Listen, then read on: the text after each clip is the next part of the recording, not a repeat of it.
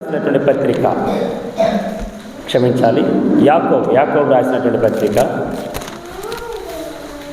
చదవని ఒక మాట, దేవుడు మనతో మాట్లాడుతున్న ఒక అద్భుతమైనటువంటి మాట. ఇదిగో ఈ హెబ్రీ పత్రికలో యాకోబు గ్రంథకర్త చేత యాకోబు పత్రికలో రాయబడినటువంటి మాట చదవండి. 4వ అధ్యాయము 10వ వచన భాగం. 4వ అధ్యాయము 10వ వచన భాగం. ప్రభు దృష్టికి మిమ్మును మీరు తగ్గించుకునుడి, అప్పుడు ఆయన మిమ్మును హెచ్చించను. దేవునికి స్తోత్రం. అందరూ చెప్తాం ఈ మాట. ప్రభు దృష్టికి మిమ్మును మీరు తగ్గించుకునుడి, అప్పుడు ఆయన మిమ్మును హెచ్చించును. ఆమేన్. ఏనోష్ వాక్యాన్ని వినాలి. ఎవరైతే ప్రభు దృష్టికి తగ్గించుకుంటారో వారే హెచ్చింపబడతారు. ఫర్ ఎగ్జాంపుల్, ఈ మాట వింటున్నటువంటి మన జీవితాల్లో సహోదరి మేరీ గారు, వారి పట్ల, వారి యొక్క భర్త గారి పట్ల ప్రభువు ఇంతగా హెచ్చించడానికి గల కారణం ఏంటంటే ప్రభు దృష్టికి వారు తగ్గించుకున్నారు. దేవునికి స్తోత్రం. అందుకని ఉదయకాలంలో మనం మాట్లాడుకున్న మాట ఏంటంటే ఆయన హెచ్చించబడాలి, నేను తగ్గించబడాలి. ఆమేన్.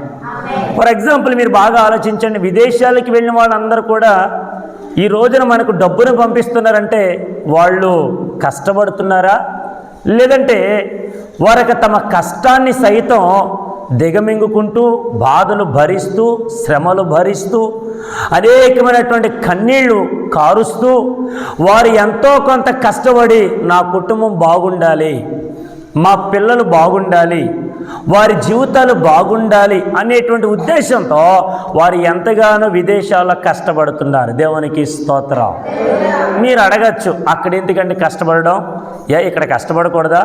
ఇక్కడ చేసేది అదే పని కదా, అక్కడ చేసేది అదే పని కదా, రెండిట్లకి డిఫరెన్స్ ఏంటి, ఆ రెండిట్ల మధ్య ఉండేటువంటి వ్యత్యాసం ఏంటి అనేటువంటి ఆలోచన మీరు ఒకవేళ మీ మైండ్లోకి వస్తే కనుక ఒక మాట చెప్తాను, గుర్తుపెట్టుకోండి. ఇక్కడ నువ్వు 24 గంటలు కష్టపడినా ఇంచుమించు నీకు అంత జీతం రాదు.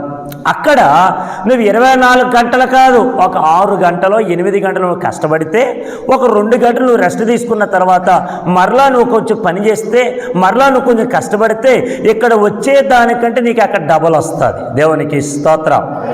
కానీ ఇంకో మాట కూడా చెప్తాను, ఇక్కడ నువ్వు పని చేసిన తర్వాత 1 గంట నువ్వు రెస్ట్ తీసుకునో, లేదంటే మరికొద్దిసేపు రెస్ట్ తీసుకునో, ఎవరిని కొంచెం ఒంట్లో బాగాలేదండి, నేను అన్నం వండలేకపోతున్నాను, కొంచెం మీరు ఏదైనా వండేయండి అంటే భర్తో, లేదంటే అత్తగారో, లేదంటే ఎవరో ఒకరు ఇంట్లో వాళ్ళు ఏదో పని చేసి నువ్వు రెస్ట్ తీసుకోవచ్చు. అక్కడ అలా ఉండదు. ఉంటుందా? మీరు అడగచ్చు, పాస్టర్ గారు మీకు ఎలా తెలుసండి, మీరేమైనా వెళ్ళారా? నేను వెళ్ళలేదు. దేవునికి స్తోత్రం. చెప్పండి హల్లెలూయా. వెళ్ళకపోయినా గతించినటువంటి ఇంచుమించుకి 20 సంవత్సరాలుగా విదేశాల్లో ఉన్నవారి గురించి ప్రార్థన చేయడం, విదేశాల్లో ఉన్నవారికి వాక్యం చెప్పడం, గతించినటువంటి 2025వ సంవత్సరంలో జనవరి మాసం మొదలుకొని డిసెంబర్ మాసం వరకు, ఆఖరికి మీ అందరూ కూడా తెలుసు, మొన్న మనకి క్యారల్స్ జరిగినప్పుడు అంతా కూడా అందరూ క్యారల్స్లో ఉన్నారు. నేను ఆల్రెడీ విదేశాల్లో ఉన్న వారికి వాక్యం చెప్తా ఉన్నాను. తెల్లవారుజామున వాక్యం పంచుకుంటూ ఉంటున్నాను. 1వ తారీఖున కూడా అక్కడ ఆల్రెడీ మనందరూ ఇక్కడ కేక్ కోసం నేను ఆల్రెడీ అర్ధరాత్రి అందరికి వాక్యం చెప్తున్నాను. యోసేఫ్ గారు చూశారు, రామారావు గారు చూశారు.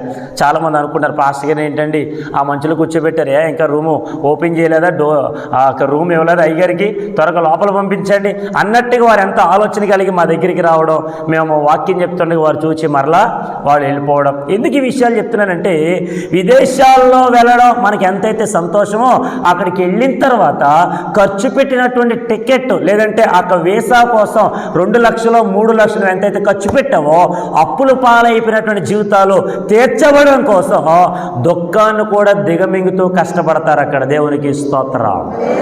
చెప్పండి హల్లెలూయా. మరి అంత కష్టపడినటువంటి వారు ఇక్కడ ప్రార్థన కూడికి ఏర్పాటు చేయడం ఏంటని అడిగితే, మేము అక్కడ క్షేమంగానే ఉన్నాము, మా దేవుడు మమ్మల్ని క్షేమంగా ఉంచాడు, కావున ఈ ప్రార్థనా కూడిక కృతజ్ఞత కూడిక ఏర్పాటు చేయించమ్మా అని రాజేంద్ర గారి తల్లి గారితో చెప్పడం, వారు ఈ కూడికి ఏర్పాటు చేయడం. దేవునికి స్తోత్రం. నేను ఎందుకు ఈ విషయాలు చెప్తున్నానంటే, ప్రభు దృష్టికి మీరు తగ్గించుకోబడితే ప్రభువు మనల్ని హెచ్చిస్తాడు. ఆమేన్. గట్టిగా హల్లెలూయా. ఈ రోజున మనందరం సంతోషపడుతున్నామంటే, ఆనందపడుతున్నామంటే, క్షేమంగా ఉన్నామంటే మన సొంత సంపద కాదు, బలము కాదు, శక్తి కాదు, మనకుండేటువంటి నాలెడ్జ్ కాదు, జ్ఞానము కాదు, కేవలము దేవుని కృప మాత్రమే. దేవునికి స్తోత్రం చెప్పండి. హల్లెలూయా. ఒక మాట మీతో జ్ఞాపకం చేస్తాను. చదవను ఒక మాట నిర్గమాకాండము 3వ అధ్యాయము, దానిలో రాయబడినటువంటి మాట 7వ వచన భాగం. The book of Exodus chapter number 3 verse 7. మరియు యెహోవా ఇట్లనెను, నేను ఐగుప్తులోనున్న నా ప్రజల బాధను నిశ్చయముగా చూచితిని. పనులలో తమను కష్టపెట్టు వారిని బట్టి వారు పెట్టిన మొరను వింటిని. వారి దుఃఖములు నాకు తెలిసే ఉన్నవి. దేవునికి స్తోత్రం. బాగా వినండి. విదేశాలకు వెళ్ళినటువంటి వారందరూ కూడా వీడియో కాల్లో మనకు కనబడతా ఉంటారు. ఆమె ఎందుకంటే ఇందాక మేము ఒక వీడియో కాల్ మాట్లాడాం. నేను మా పాస్టర్ గారు ఒక వీడియో కాల్ మాట్లాడాం. అక్కడ ఉన్నటువంటి తల్లిగారు మాతో మాట్లాడుతూ, అయ్యారు అమ్మగారు ఎలా ఉన్నారండి, ఏం చేస్తానండి, అయ్యా మా సంఘం కొరకు ప్రార్థన చేయండి. ఐక్యత లేదు పాస్టర్ గారు, ఐక్యత రావాలండి సంఘ బిడ్డలందరికీ. ఎక్కడ? విదేశాల్లో ఉన్నవారు ఈ సంఘం గురించి ప్రార్థన చేయమని కోరుతున్నారు. ఏమి లేదని మాట్లాడండి అమ్మా. ఏమి లేదని 133వ సంకీర్తన మొదటి వచనంలో రాయబడిన మాట, సహోదరులు ఐక్యత కలిగి నివసించుట ఎంత గొడవ, ఎంత అహంకారం, ఎంత గర్వం అని ఉందా? ఏముంది దాంట్లో? సహోదరులు ఐక్యత కలిగి నివసించుట. ఇంకో మాట చెప్తాను, బాగా గుర్తుపెట్టుకోండి. అక్కడున్న తల్లిగారు మాతో ఈ మాట చెప్పడం గల కారణం ఏంటంటే, అయ్యా మేము కూడా ఆ సంఘములో ఉన్నవారమే. దేవునికి స్తోత్రం. మా కుటుంబము కూడా ఈ సంఘములో ఉన్నది. అంటే మీరు అర్థం చేసుకోండి, సంఘం ఐక్యత కొరకు ప్రార్థన చేయండి అంటే మేమందరం ఐక్యత కలిగి దేవుని ఆరాధించాలి అనేటువంటి ఒక మాట ఆ తల్లిగారు చెప్పడం నేను గమనించాను. దేవునికి స్తోత్రం. ఇక్కడ బాగా వినండి. ఇశ్రాయేలు ప్రజలందరూ కూడా ఐగుప్తు దేశంలో బానిసగా బ్రతుకుతున్నారు. ఎన్ని సంవత్సరాలు అడిగితే ఇంచుమించు ఇక్కడున్న వారందరూ కూడా విదేశాల్లో ఎన్ని సంవత్సరాలు ఉంటారు? మహా అయితే 2 లేదా అంతకంటే మించితే 3. అంతేనండి. అమ్మా అందరు ఇక్కడే ఉన్నారా? మీ అమ్మగారు ఎన్ని సంవత్సరాలు అవుతుందమ్మా ఇల్లా? 4. అయ్య బాబాయ్ క్షమించాలి, నేను 3 అన్నాను. 4 ఒకటి పెరిగింది. దేవునికి స్తోత్రం. పోనీ ఇంకా ఎక్కువ కొంచెం కాలం ఒకవేళ అక్కడ ఉండేటువంటి ఆ సర్వీస్ వారికి నచ్చింది అనుకో, మేము ఇంకొక సంవత్సరం ఉంటామంటే వాళ్ళు ఒప్పుకున్నారనుకో, మనం ఉండొచ్చు. ఆమెన్. ఇక్కడ బాగా వినండి. ఇప్పుడు అక్కడ ఉన్నాము కదా, ఏ పర్వాలేదు అనుకుంటే కాదు, బాగా వినాలి. వాళ్ళు ఎప్పుడు పిలిస్తే అప్పుడు వెళ్ళి పనులు చేయాలి. మనం నిద్రపోతున్నాం కదా, కాసేపు రెస్ట్ తీసుకుందాం అనే ఉండదు అక్కడ. మా మేరీ లేక పైకి లేకమ్మా అని అనగానే వెంటనే ఆ మేరీ గారు లెగడం, పని చేయడం. అయ్యా కొంచెం హెల్త్ బాగాలేదండి, కొంచెం రెస్ట్ తీసుకొని ఒప్పుకుంటారు అక్కడ? మాట్లాడాలి. ఒప్పుకుంటారా? ఏం పర్లేదులే, నా బుజ్జే, అవ నా తల్లే, మా బంగారమే, ఒంట్లో బాగాలేదా, కాసేపు రెస్ట్ తీసుకోమా అంటారా? ఎక్కడైతే అది నేను లేపరు కదా, నేను లేపుతారా? లేపినా కానీ మన నోటి నుంచి వచ్చే మాట ఊరుగా అన్ని పనులను ఆచరణ చేస్తారు. అది లేదా దాన్ని చేయించు. అక్కడ అరవండి అమ్మా. ఒప్పుకుంటారా? మాట్లాడాలి. ఒప్పుకుంటారా? ఒకవేళ నువ్వు ఒకవేళ అరిసేవనుకో, నువ్వు 3 లక్షలు ఖర్చు పెట్టావుగా, లేదా 1,00,000, 1,50,000, 2 లక్షలు ఖర్చు పెట్టావు కదా, వెంటనే వాళ్ళు ఎక్కడ తెస్తారు? ఇక్కడ పంపించేస్తారు. ఇప్పుడు ఈ 1,50,000 కాస్త వడ్డీ ఇంకొక 50,000 వేసుకోండి, 2 లక్షలు వేసుకోండి.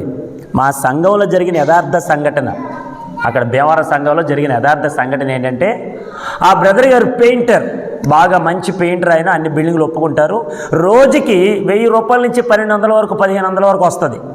అటువంటి వ్యక్తి విదేశాల గురించి ఎవరో చెప్పగానే వెంటనే వీసా అప్లై చేసుకున్నాడు. పాస్పోర్ట్ వచ్చేసింది, అంతా వచ్చేసింది. తీరా అక్కడ ఉన్నటువంటి ఏజెంట్ గారు అన్నారంట, అయ్యారు బ్రదర్ గారు ఇంచుమించు 1,50,000 కట్టాలండి. వెంటనే కట్టేశాడు. అక్కడ ఇక్కడ అప్పు చేశాడు. బాగానే అయిపోయింది, కుదిరింది. ఎప్పుడైతే ఆ బ్రదర్ గారు వెళ్ళడానికి పూనుకున్నాడో, నిశ్చయించుకున్నాడో, ఒప్పుకున్నాడో, నేను అప్పటికే చెప్తున్నా దేవుని సేవకుడికి, అయ్యా నువ్వు ఇక్కడ కష్టపడుతున్నావు, నీకు రోజుకొచ్చి 1500 రూపాయలు వస్తుంది కదా, ఒకవేళ 500 రూపాయలు ఖర్చు పెట్టుకున్నా, ఒక 500 రూపాయలు పక్కన పెట్టేసి ఒక 500 రూపాయలు నువ్వు బ్యాంకులో వేసుకున్నా, నీకు ఇంచుమించు కొన్ని వేల రూపాయలు మిగులుతాయి కదా, నువ్వు నీ కుటుంబం, నువ్వు నీ భార్య, నువ్వు నీ పిల్లలు సంతోషంగా ఉంటారు, సంఘానికి దూరం అవ్వకుండా ఉంటావు, బాగానే ఉంటావు, జాగ్రత్తగా చూసుకోయా అని ఎన్ని చెప్పాను. ఈ రోజున పాస్టర్ గారి మాట వింటున్నారండి? మాట్లాడండి అమ్మా, వింటున్నారా? ఎవరు ఇష్టం వచ్చినట్టు వాళ్ళు చేసుకుంటున్నారు. నన్ను క్షమించాలి, ఎందుకంటే లోగడ ఒక సామెత ఉంది, ఉన్న మాట అంటే ఊరికి దూరం, ఉన్న మాట అంటే ఊరికి ఎక్కువ. ఉన్న మాట అంటే ఊరికి దూరం, ఉన్న మాట అంటే ఊరికి ఎక్కువ. నేను చెప్పగానే చెప్పాను, అంతా అయిపోయింది. ఒక రోజున పనికి వెళ్ళాడంట. ఆ పనికి వెళ్ళిన తర్వాత ఒకసారిగా ఇలా ఒంగోని అదంతా పెయింట్ కలుపుతున్నాడంట. నడుము పట్టేసింది. బాగా వినండి, నడుము పట్టేసింది. ఈ నడుము పట్టేసిన తర్వాత ఇంచుమించు ఒక వారం 2 వారాలు అలాగే ఆ నేలకి పరితం అయిపోయాడు అబ్బాయి.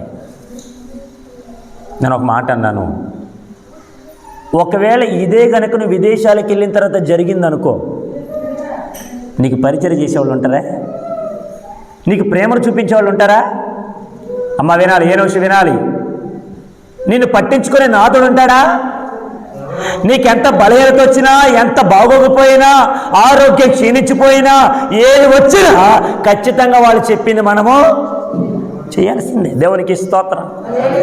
నేను మా పాస్టర్ గారు వెళ్ళి ప్రార్థన చేస్తుండగా లేవలేని స్థితిలో ఉంటే నేను నడుము పట్టుకొని పైకి లేపి ప్రార్థన చేసి, అయ్యా దేవుడు నీ కుటుంబాన్ని రక్షిస్తాడు, దేవుడు నీకు ఉండేటువంటి అనారోగ్య పరిస్థితి నుంచి విడుదల ఇస్తాడు, దేవుని కొరకు బ్రతుకు అని ఎంతగానో ప్రార్థన చేసి ఉపవాసం అండి కన్నీరు కాచి ప్రార్థన చేస్తే ఇప్పుడు ఆ బ్రదర్ లేచి నిలబడ్డాడు, చక్కగా పని చేసుకుంటున్నాడు. దేవునికి స్తోత్రం.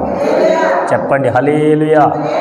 అసలు అనేకమైనటువంటి బాధలు అనిపిస్తున్నారంటే విదేశాల్లో ఉన్నవారు, కానీ మనకు మాత్రం వీడియోలో చక్కగా నవ్వుతూ కనిపిస్తారు. కొంతమంది దుఃఖాన్ని దాచుకుంటారు.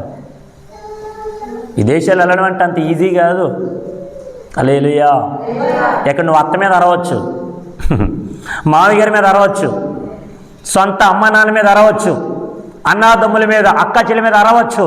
అక్కడికి వెళ్ళిన తర్వాత నువ్వేది అరవకూడదు. దేవునికి స్తోత్రం.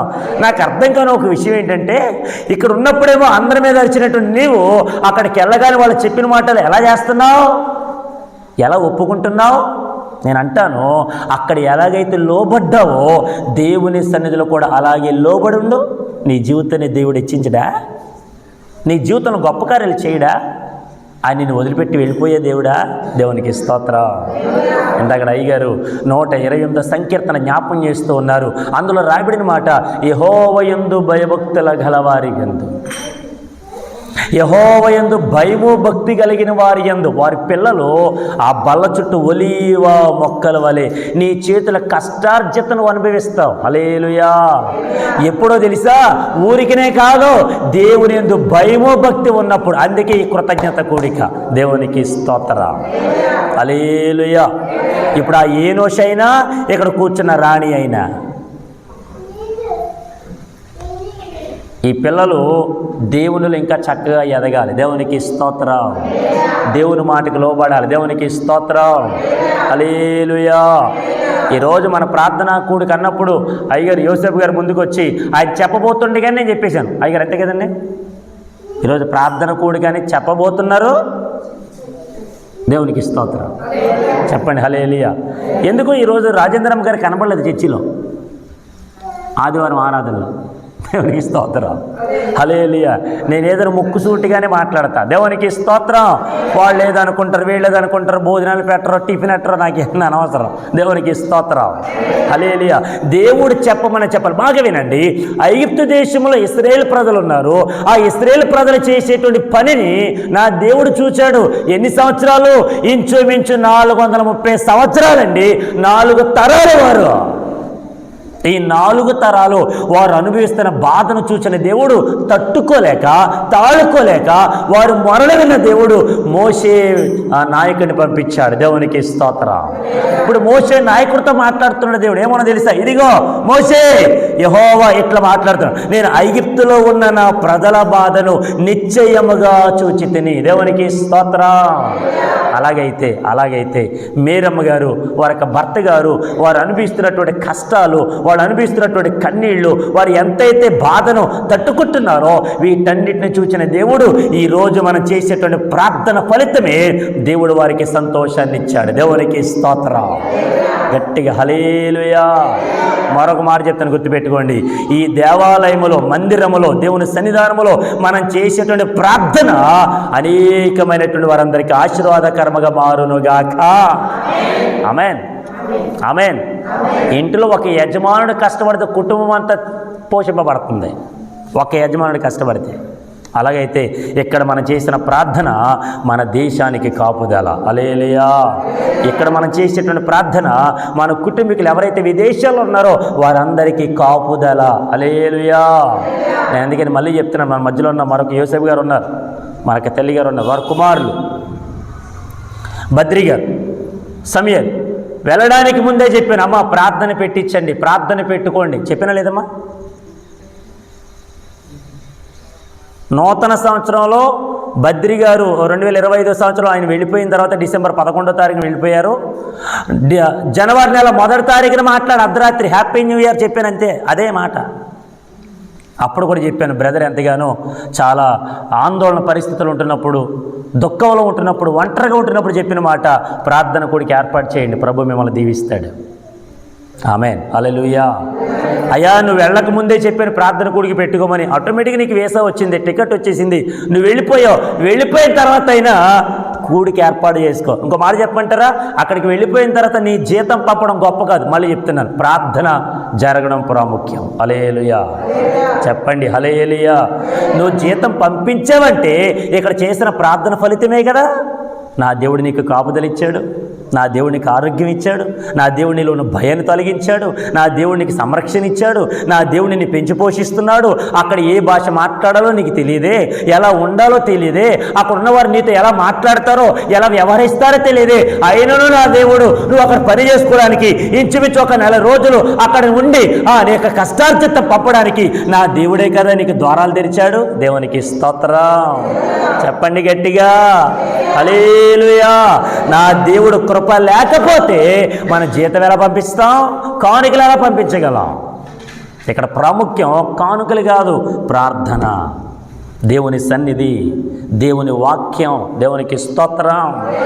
నా ప్రజల బాధను నిత్యముగా చూచాను నేను, వారి గురించి నాకంటే ఎవరంత బాగా ఆలోచించలేరండి అని దేవుడే స్వయంగా ఇశ్రాయేలు ప్రజల గురించి మోషేతో మాట్లాడుతున్నాడు. ఆమేన్. గట్టిగా హల్లెలూయా. చెప్పండి హల్లెలూయా. ఒకటి బాధను చూచాడంట, 2 పనులలో తమను కష్టపెట్టు వారు పెట్టిన మొరను విన్నాను. ఒకటి బాధను చూచాడు, 2 మొర విన్నాడు. ఆమేన్. గట్టిగా హల్లెలూయా. అత్తగారింట్లో కోడలు పడేటువంటి కష్టాలు వాళ్ళ అమ్మ నాన్నగారు చూడగలరా? స్తోత్రం నాయన. చూడగలరా? కానీ చేసుకున్న భర్త అలా సొత్తరేంటి నా, ఇంకా చేసుకున్న భర్త చూసినప్పుడు ఏం చేయాలి? అటు భార్య తరపున మాట్లాడకూడదు, అటు అమ్మ తరపున మాట్లాడకూడదు, ఇద్దరి మధ్య నలిగిపోతాడు. అందుకే ఏం మాట్లాడడు. దేవునికి స్తోత్రం. చెప్పండి గట్టిగా. కానీ నేను అంటాను, చేసుకున్న భర్త మౌనంగా ఉంటే నీ మొరను విన్న దేవుడు మౌనంగా ఉంటాడా? హల్లెలూయా. చెప్పండి హల్లెలూయా. అబ్రాహాము గారి ఇంట్లో శారమ్మ గారి యజమానురాలు గారు ఉన్నారు. ఈ యజమానురాలు పెట్టేటువంటి పనులు తట్టుకోలేక, బాధలు తట్టుకోలేక ఆ ఇంట్లో పని చేస్తున్నటువంటి పని మనిషి ఒక ఆనంద, ఆమె పేరు హాగరు, వెళ్ళిపోయింది ఇంట్లో నుంచి. ఎడారిలో వెళుతున్నప్పుడు ఎటు తోచక, దిక్కు తోచక, ఒంటరిగా వెళ్ళిపోతున్నప్పుడు, అయ్యో నా బాధను ఎవరు చూస్తారులే, నన్ను ఎవరు పట్టించుకుంటారులే అని అనుకుంటున్నటువంటి ఆ దీనస్థితిలో నా దేవుడు ఒక దూతను పంపించాడు. ఆ దూత రాగానే, ఆ దేవదూత రాగానే ఆ హాగరుతో మాట్లాడుతున్నమాట, హాగరు నీకేమొచ్చింది, ఎక్కడికి వెళ్తున్నావు, ఏమైంది నీకు అని ఒంటరిగా వెళుతున్నటువంటి హాగరుతో మాట్లాడగానే హాగరు చెప్తున్న సమాధానం ఏంటో తెలుసా? అయ్యా నేను నా అక్క యజమానురాలు ఇంటి దగ్గర నుంచి వచ్చేస్తూ ఉన్నాను అని చెప్పింది తప్ప ఎక్కడికి వెళ్తుందో వైనం లేదు, దారి లేదు, ఎటు తోచక వెళ్ళిపోతున్న సందర్భాలలో ఇప్పుడు దేవుని దూత మాట్లాడుతున్నాడు, నీవు వెళ్ళి నీ యజమానురాలు గారి ఇంట అణిగి మణిగి ఉండు. దేవునికి స్తోత్రం. చెప్పండి హల్లెలూయా. అంటే ఇప్పుడు దేవుడే మొర విన్నాడా, వినలేదా? విన్నాడు. అలాగైతే మేరమ్మ గారు వారి భర్త గారు ప్రభు వారి పట్ల జరిగించిన కార్యాలు, వారి దేవునికి చేసేటువంటి ప్రార్థన ఫలితమే ఈరోజు జరుగుతున్నటువంటి కృతజ్ఞత కూడిక.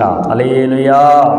ఒకటి బాధను చూచే దేవుడు, రెండు మనం మొర వినే దేవుడు, మూడో చెప్పింది ముగిస్తూ ఉన్నాను. వారి దుఃఖములు నాకు తెలిసే ఉన్నవి. దేవునికి స్తోత్రం. హల్లెలూయా. కొంతమంది అక్కడ ఎన్ని బాధలు పడినా చెప్పరు. అమ్మా ఎక్కడే ఉన్నారా? కొంతమంది అక్కడ ఎన్ని బాధలు పడినా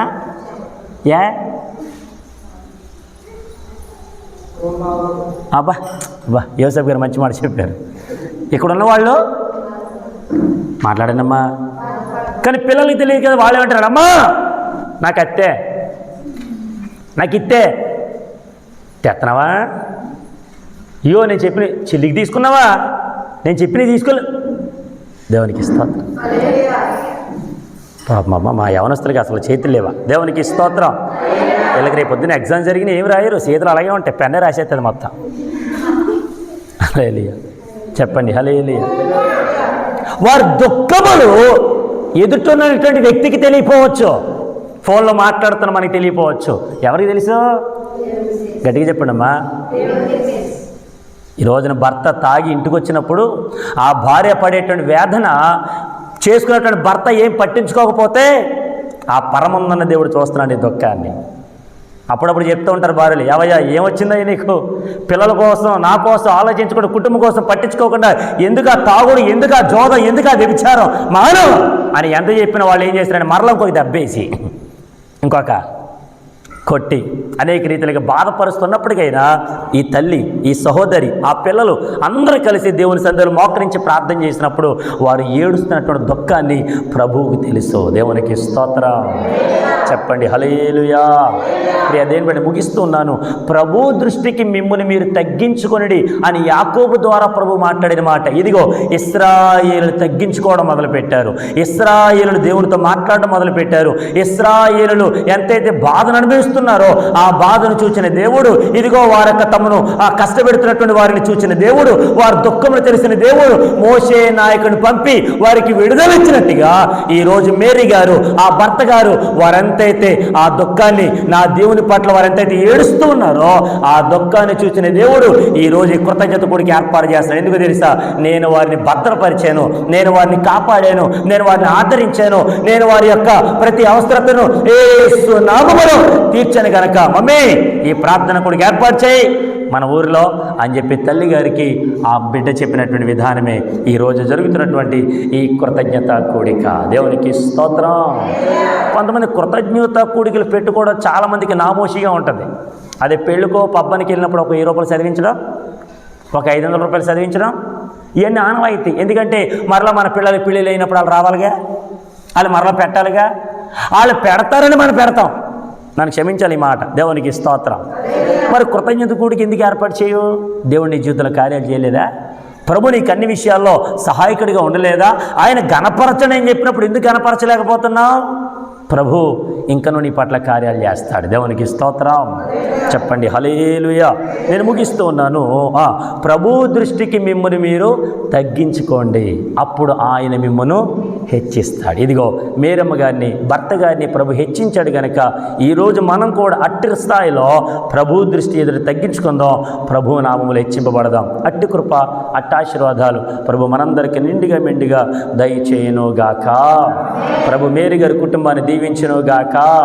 ఇంకనూ ప్రభు వారికి కాపుదలగా ఉండునుగాక. వారు ఏ దేశంలో అయితే ఉంటున్నారో వారి చుట్టూ ప్రభు కంచి వేసునుగాక. వారి పిల్లలను ప్రభు చక్కటి ఆరోగ్యంతో నింపునుగాక. వారి చదువులలో జ్ఞానం ఇచ్చునుగాక. వారి తల్లిగా రాజేంద్రమ్మ గారికి, తండ్రి గారికి సంపూర్ణ ఆరోగ్యం అనుగ్రహించునుగాక. ప్రభులు వారి కుటుంబం అంతా ఎదిగింప చేయునుగాక. ఆమెను అందరం ఆకరించండి, ప్రార్థన చేసుకుందాం.